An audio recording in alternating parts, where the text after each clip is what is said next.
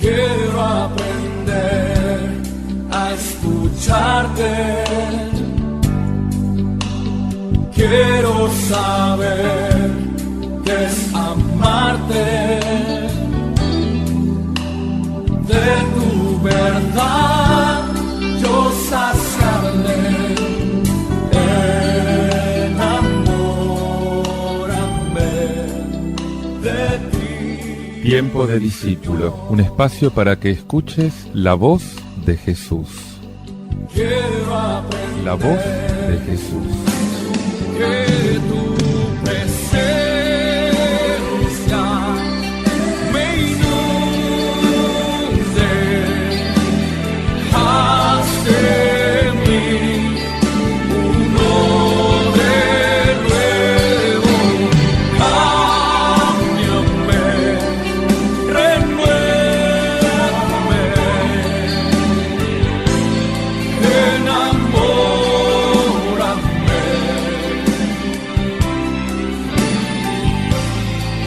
Enamórame de ti, Señor. Paz y bien, te habla Fray Alejandro. Una vez más, contigo, encontrándonos en este remanso espiritual que el Señor nos regala para poder sumergirnos en el misterio de la palabra de Dios. Hoy te quiero presentar un relato del libro del Eclesiástico, capítulo 44, versículos del 1 al 13. En este texto se hace el elogio de nuestros antepasados, esos hombres de bien cuya fama vive a través de las generaciones. Escucha lo que te dice la palabra.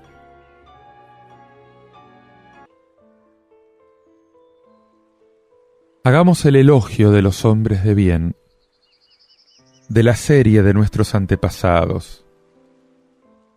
Hay quienes no dejaron recuerdo y acabaron al acabar su vida. Fueron como si no hubieran sido, y lo mismo sus hijos tras ellos. No así los hombres de bien. Su esperanza no se acabó. Sus bienes perduran en su descendencia. Su heredad pasa de hijos a nietos. Sus hijos siguen fieles a la alianza, y también sus nietos, gracias a ellos. Su recuerdo dura por siempre. Su caridad no se olvida.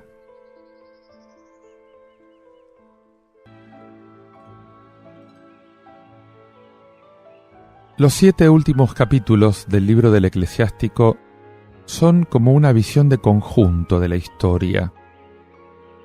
Anteriormente a Cornelio Nepote, a Plutarco, reprendiendo el género literario estoico, el autor nos presenta una galería de retratos de hombres ilustres.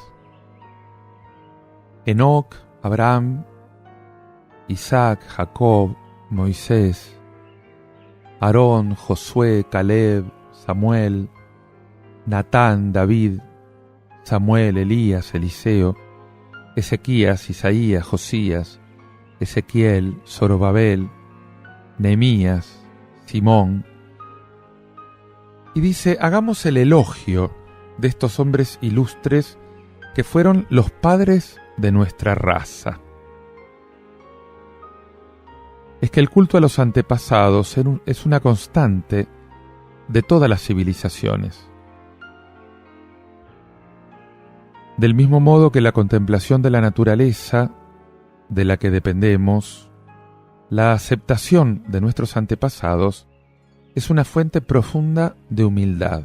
O sea, la historia no comienza conmigo. Popularmente decimos, la obra no empieza cuando usted llega. O sea, usted se inserta en algo que ya comenzó. Yo me inserto en una historia que ya comenzó, que no empieza conmigo.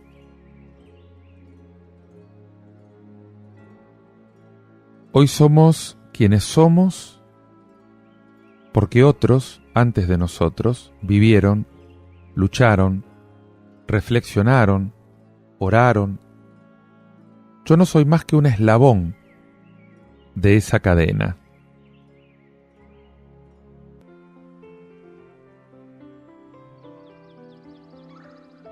Y sigue diciendo, de otros no ha quedado recuerdo, desaparecieron como si no hubieran existido, y del mismo modo sus hijos.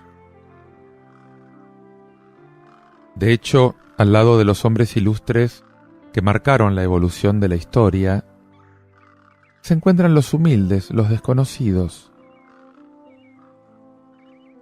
En mi propia familia pienso en mis abuelos, en mis bisabuelos, más alejados, en todos aquellos cuya sangre tengo. Algo de sus pecados, algo de sus virtudes, sin duda debió pasar a mí. Qué importante es en este momento orar por ellos. Yo te pido por ellos, Señor, te pido por mis antepasados. Te pido para que perdones sus pecados y para que premies sus méritos. Si hoy tengo fe, sin duda la debo a tales o cuales de sus búsquedas, de su generosidad. En la genealogía de Jesús también había santos y pecadores, había creyentes y no creyentes. Y esta idea me hace pensar en mi propia responsabilidad. Mis luchas actuales se inscriben en un linaje, en una solidaridad generacional. Me pregunto, ¿qué transmitiré humildemente a las futuras generaciones? ¿Qué le vas a dejar vos a las futuras generaciones? Dice la palabra, no sucede así con los hombres misericordiosos, cuyas acciones justas no han pasado al olvido. Ben Sirac valora la misericordia como uno de esos valores seguros, de duración sólida. Hacer el bien trae beneficios, cosas bien hechas. ¿Qué beneficios dejaré a los demás?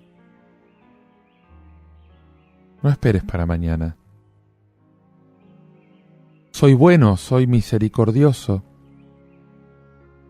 Esta es una exigencia esencial del Evangelio. Algo que Jesús creyó bueno, conveniente, para repetirla en cada oración, así como nosotros perdonamos a nuestros deudores o a los que nos ofenden. Lo decimos en el Padre Nuestro. Detenete un momento a examinar tu vida concreta, a examinar tus relaciones sobre este asunto.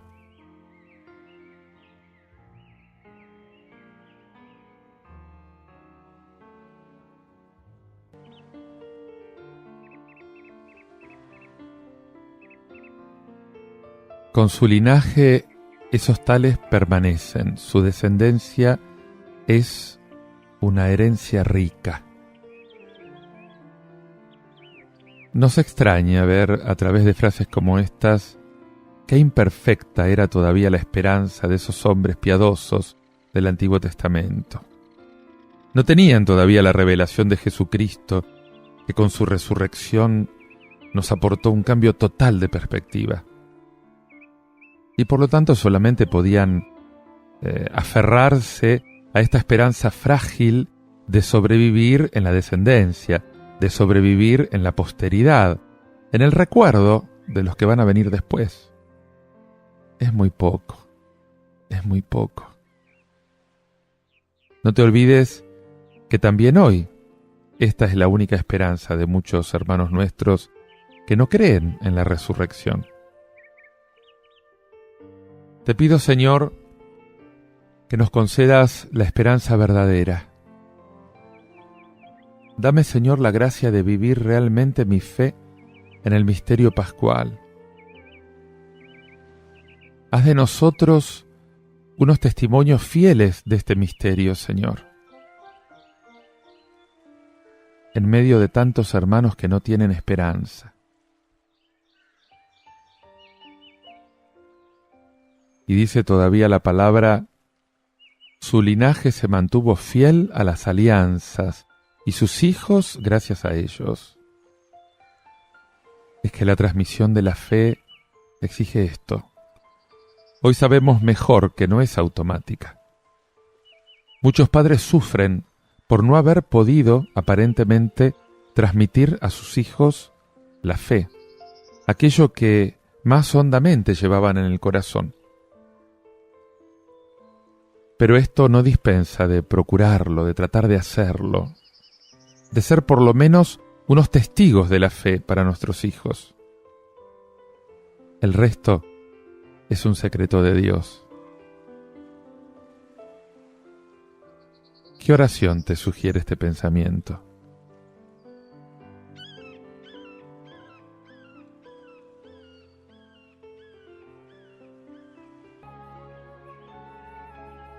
Te invito a que medites y ores todo esto escuchando este tema musical de Son by Four, La niña de tus ojos. Bendito.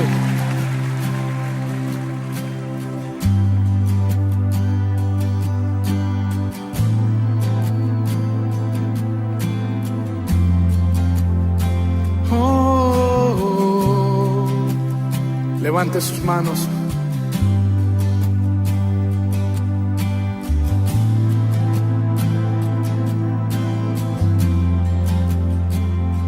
Me viste a mí cuando nadie me vio. Me amaste a mí cuando nadie me amó. Me viste a mí cuando nadie me vio. Me amaste a mí cuando nadie me amó. Y me diste nombre, yo soy tu niña, la niña de tus ojos, porque me amaste a mí. Y me diste nombre, yo soy tu niña, la niña de tus ojos, porque me amaste a mí. Me amaste a mí, me amaste a mí, me amaste a mí, me amaste a mí. Vamos, dígaselo. Me amaste a mí, me amaste a mí, me amaste a mí, me amaste a mí. Te amo más que a mi vida, te amo más que a mi vida, te amo más que a mi vida, más.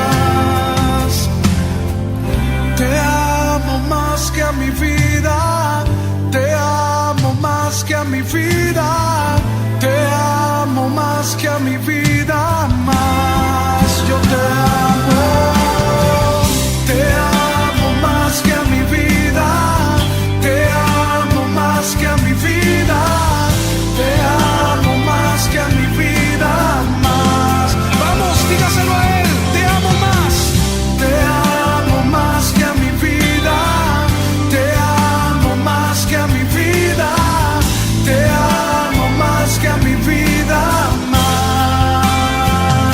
Y me diste nombre, yo soy tu niña, la niña de tus ojos, porque me amaste a mí. Y me diste nombre, yo soy tu niña, la niña de tus ojos, porque me amaste a mí, me amaste a mí. Te adoramos, te adoramos.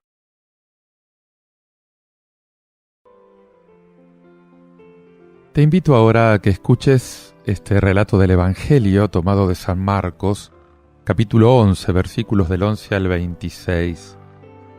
Jesús, una vez más, te invita a contemplar el templo como una casa de oración para todos los pueblos.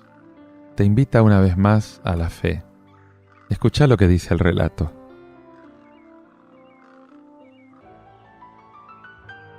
Después que la muchedumbre lo hubo aclamado, Jesús entró en Jerusalén, derecho hasta el templo. Lo estuvo observando todo, y como ya era tarde, se marchó a Betania con los 12. Al día siguiente, cuando salió de Betania, sintió hambre. Vio de lejos una higuera con hojas y se acercó para ver si encontraba algo. Al llegar, no encontró más que hojas, porque no era tiempo de higos. Entonces le dijo: «Nunca jamás coma nadie de ti». Los discípulos lo oyeron. Llegaron a Jerusalén, entró en el templo y se puso a echar a los que traficaban allí, volcando las mesas de los cambistas y los puestos de los que vendían palomas. Y no consentía a nadie transportar objetos por el templo. Y los instruía diciendo: ¿No está escrito: mi casa se llamará casa de oración para todos los pueblos? Ustedes, en cambio, la han convertido en una cueva de ladrones. Se enteraron los sumos sacerdotes y los escribas, y como le tenían miedo, porque todo el mundo estaba asombrado de su doctrina, buscaban una manera de acabar con él. Cuando atardeció, salieron de la ciudad. A la mañana siguiente, al pasar, vieron la higuera seca de raíz.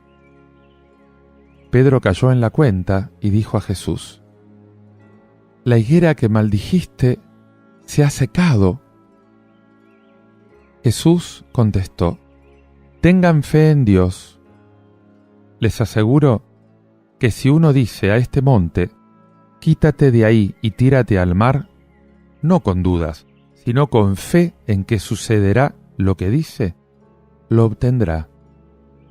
Por eso les digo, cualquier cosa que pidan en la oración, crean que ya la han concedido y la obtendrán. Y cuando se pongan a orar, perdonen lo que tengan contra otros, para que también su Padre del cielo les perdone sus culpas».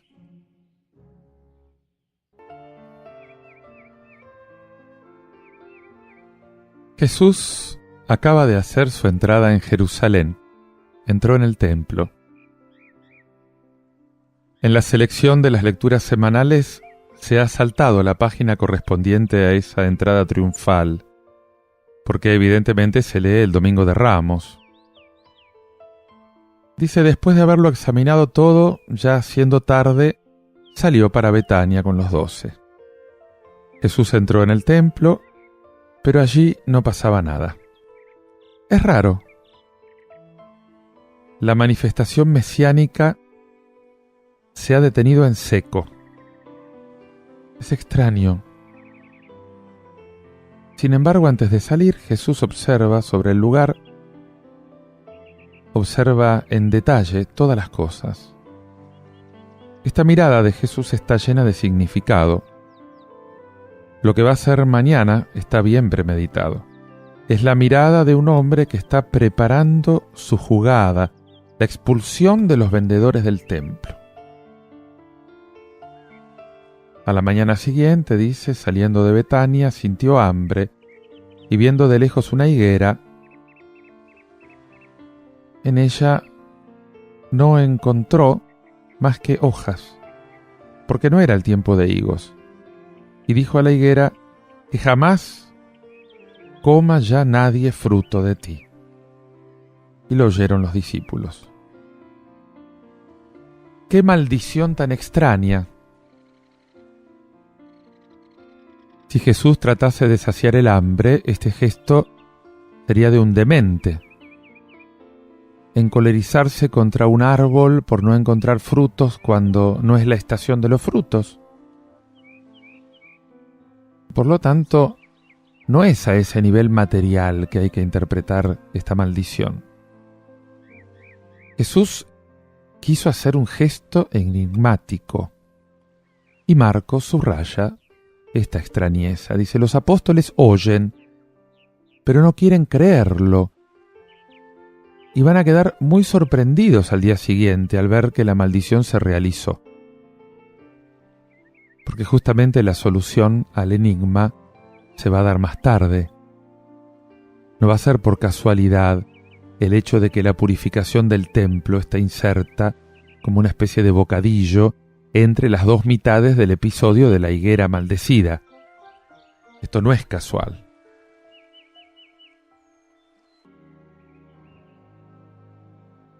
Llegan a Jerusalén. Jesús entra en el templo y se pone a expulsar a los que ahí vendían y compraban. Derriba las mesas de los cambistas, los asientos de los vendedores, y les enseña diciendo, ¿no está escrito mi casa será casa de oración para todas las naciones? Y ustedes la han convertido en una cueva de ladrones. Jesús está citando al profeta Jeremías, capítulo 7:11. Hay que releer todo el contexto de esa cita. El profeta le reprocha a los hombres de su tiempo el hecho de participar en el culto con el fin de asegurarse. El culto del templo es falaz, porque las personas no se convierten. Dice, hablan siempre del culto. Y dicen, santuario de Dios, santuario de Dios, santuario de Dios. Pero oprimen al extranjero, al huérfano, a la viuda, roban, matan y después vienen a ponerse delante de mí. ¿Es este templo una cueva de bandidos? Jesús cita al profeta Isaías capítulo 56 versículo 7. Es la afirmación sorprendente de que el templo judío va a ser abierto a las naciones paganas. Y esto enlaza con todo el tema misionero tan habitual en Marcos. Jesús hace un gesto mesiánico que ya había anunciado el profeta Zacarías. Lo tenés en Zacarías 14:21. Ya no habrá más mercaderes en el templo del Señor en ese día. Es la purificación del lugar donde Dios está presente. Jesús quiere devolver al templo su pureza primitiva, su destino sagrado, y subraya que este lugar santo está destinado a todos. Tiene toda una apertura universalista. Y acá me puedo preguntar yo, ¿qué sentido tengo de la plegaria? ¿Qué sentido tengo de lo sagrado? De Dios presente.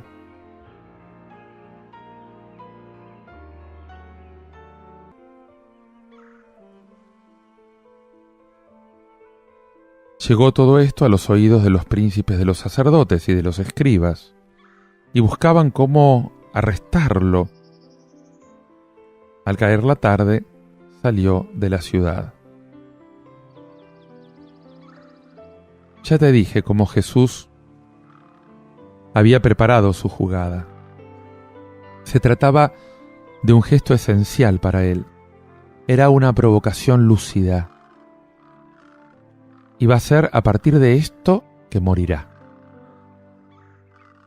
Fue la gota que derramó el vaso.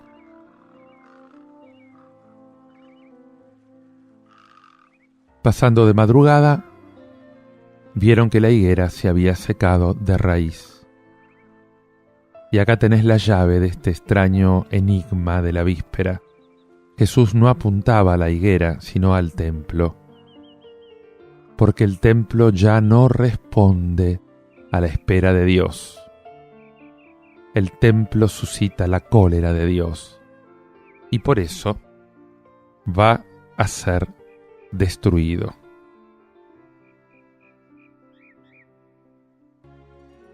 Te invito a que ores y medites todo esto escuchando este tema musical de Damaris, titulado Nadie como tú.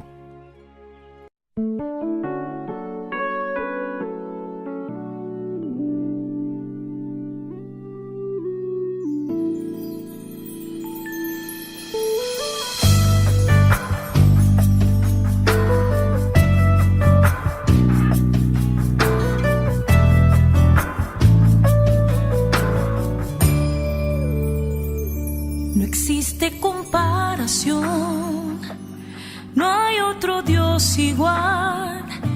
Está sobre todo, sentado en majestad.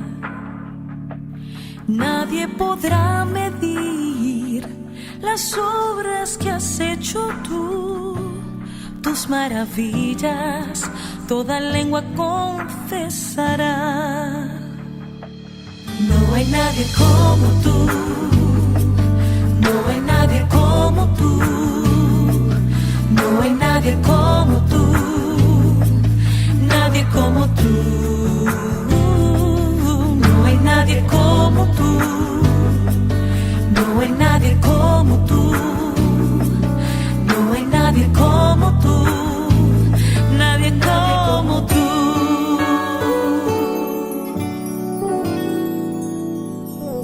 Miraste mi corazón, maltrecho y sin dirección. Me llenas de vida y me amas tal como soy. ¿A dónde iré, mi rey? No hay nada fuera de ti.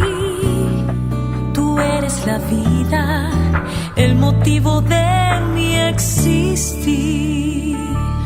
No hay nadie como tú, no hay nadie como tú, no hay nadie como tú, nadie como tú,